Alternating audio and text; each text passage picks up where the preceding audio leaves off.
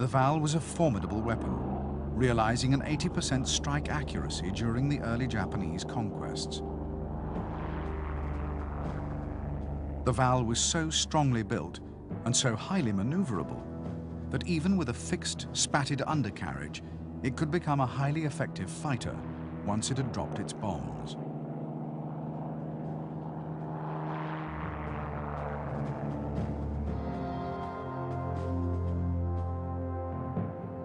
Although the Nakajima B-5N Kate was slow and poorly protected, it was, at the time of Midway, the best aircraft of its type in the world. On its introduction in 1937, it had boasted many advanced features, such as folding wings, a retractable undercarriage, and integral wing fuel tanks. Effective as a conventional bomber, as a torpedo bomber, the Kate was devastating. The aircraft was armed with the excellent Type 91 torpedo. The Type 91 could be dropped at 200 miles per hour and from a height of up to 300 meters. A valuable protection against anti-aircraft fire.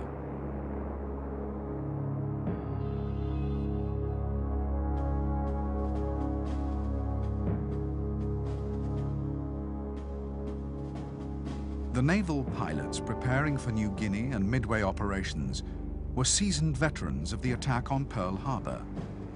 They had gone on to fly combat missions in the Pacific and Indian Oceans. For Japanese pilots, the intervals between combat operations were entirely taken up by training. The motto was train hard, fight easy. Japanese determination to achieve the highest standards in Navy flying had not come without a price. Pilot training was lengthy and expensive. Only 100 naval pilots graduated each year from the training schools. Far too few to cope with the incessant demands placed on Japanese carrier forces. Since the start of the war, there had been no leave for Navy aircrew.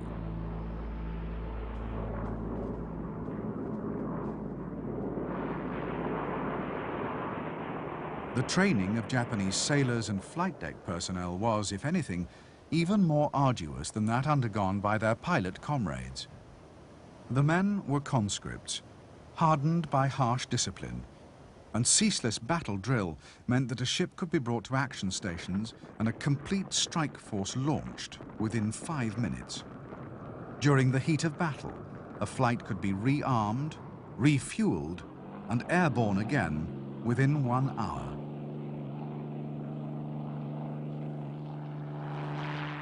Although the combat readiness of Japanese sailors and airmen was unsurpassed, there was an underlying weakness in the Navy's preparation for the coming operations. Before Pearl Harbor, aircrew had been able to practice 4 bomb runs a day, and dive bombers had been expected to score 80% hit rates or better. There had also been extensive fleet maneuvers. Now, with the fuel shortages that had triggered the war worse than ever, maneuvers and bombing practice were restricted. At Midway, the consequences for the Imperial Navy would be nothing short of catastrophic.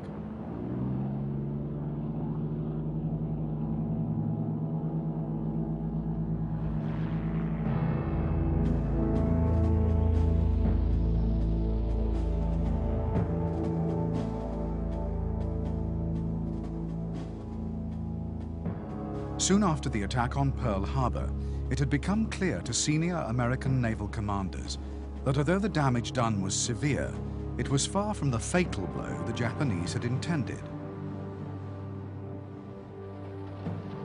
The Pacific Fleet's priceless aircraft carriers had escaped. The Japanese had failed to destroy ship repair yards, and they had ignored the base's fuel depots, leaving vast supplies of oil intact. In spite of Japanese efforts, Pearl Harbor still played host to a powerful American naval presence.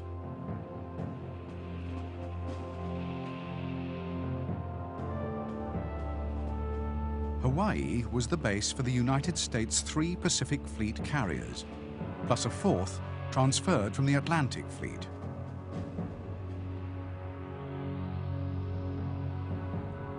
Each carrier was supported by its screen of up to 2 heavy cruisers and 5 destroyers.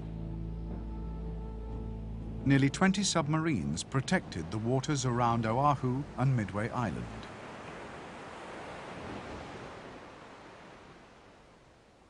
Because Admiral Nimitz was convinced that the overwhelming superiority of the Japanese Navy ruled out anything but a hit-and-run attack, the slow Pacific Fleet battleships would play no part in the coming operation. Those that had been repaired after the Pearl Harbor attack were sent to San Francisco to patrol the west coast of the United States. Everything would now depend on the speed and long-range hitting power of American aircraft carriers.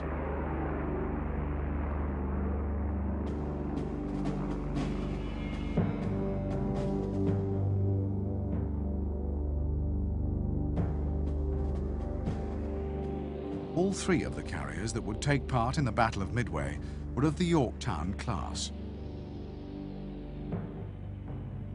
Commissioned by October 1941, the ships were Yorktown, Hornet, and Enterprise. Although slightly slower than its Japanese equivalent, the Yorktown class was capable of carrying an extra 20 aircraft. Yorktown carriers were notable for their advanced damage control systems. To minimize the risk of fire, aviation gas fuel lines could be filled with carbon dioxide when an enemy attack was imminent.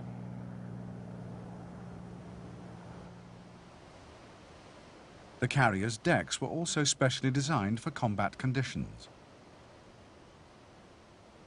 The flight deck was unarmored and constructed with 6-inch planks of teak, more easily repaired than metal, and less likely to cause severe splinter wounds to crewmen.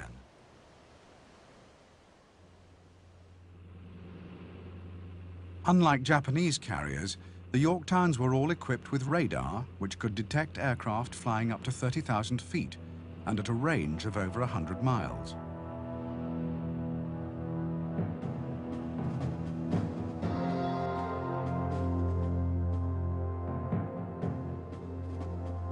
Although the Lexington would not take part in the Midway battle, she would play a vital role in a preliminary action, the Battle of the Coral Sea. Lexington had been laid down as a battle cruiser in 1921 and converted during construction. She emerged as America's first fleet carrier and one of the largest aircraft carriers in the world. Because Lexington was of a very early design, her available deck and hangar space was not efficiently used, and her aircraft complement was a modest 63.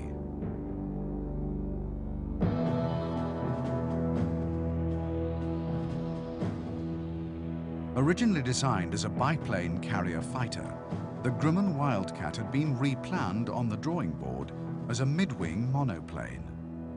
The aircraft entered US Navy service in 1939 and was manufactured first by Grumman and later by General Motors.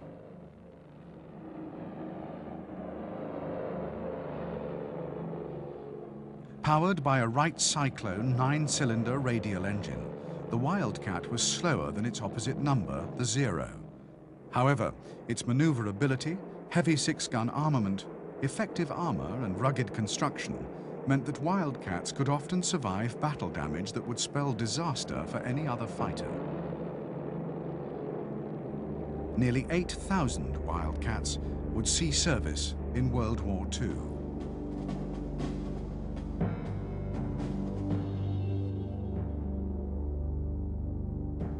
From its introduction in June 1940, the Douglas Dauntless was one of the most important American combat aircraft of the war.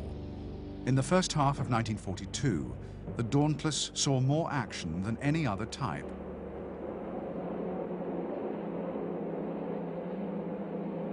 The Dauntless was a dive bomber with heavy armor, a bulletproof windscreen, and self-sealing fuel tanks. It was powered by a 9-cylinder Wright Cyclone radial engine. Because of its great stability in flight, the aircraft was known affectionately to its pilots as the Barge. When it first entered service with the US Navy, the Dauntless was the best carrier-based dive bomber in the world. The aircraft would be responsible for sinking more Japanese shipping than any other Allied weapon, and at Midway would account for all Japanese ship losses.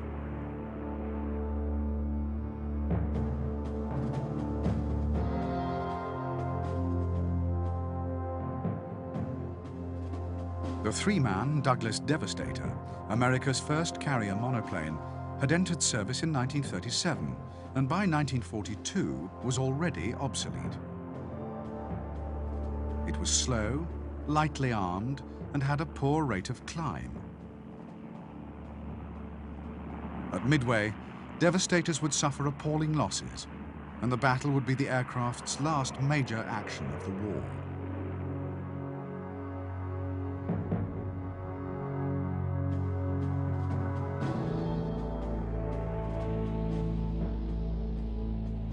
The Grumman TBF was planned as a replacement for the Devastator, and although designed very quickly, it would prove to be the most successful torpedo bomber of World War II.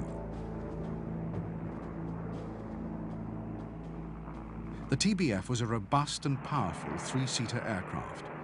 It was the first American naval warplane to mount a power-operated turret, and the only one to carry its torpedo internally.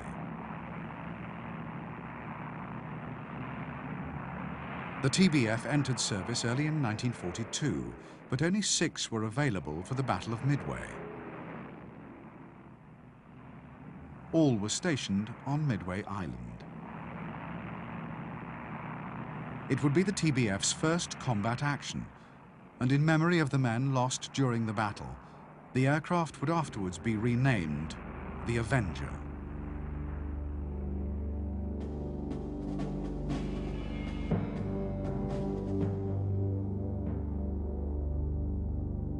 The consolidated PBY Catalina would become one of the most successful flying boats of World War II and the most numerous flying boat ever.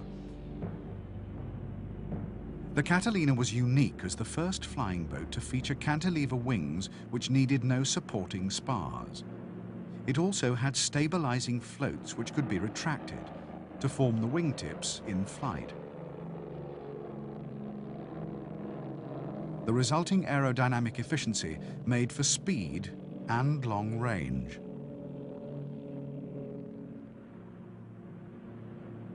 After the first 4 marks of PBY flying boat, the aircraft was fitted with retractable tricycle landing gear to give it an amphibious capability. Although able to carry a heavy bomb load, in the Battle of Midway, it would be the long-range reconnaissance capability of the Catalina that would prove invaluable to the Americans.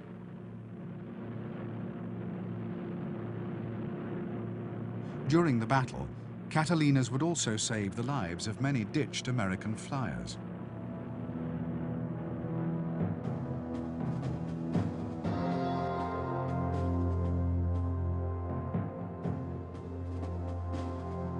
The B-17, a 4-engined heavy bomber, had first entered service with the United States Army in June 1939.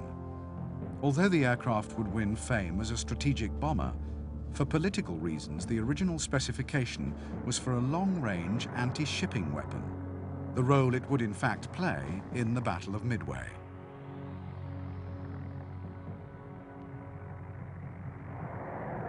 The B-17E fully lived up to its designation as a flying fortress. Intended to operate in self-defending formations, the B-17E mounted 2 hydraulically operated turrets, one of them a retractable ball underneath the aircraft. Altogether, the fortress carried 11 machine guns and was fitted with self-sealing fuel tanks and extensive armor.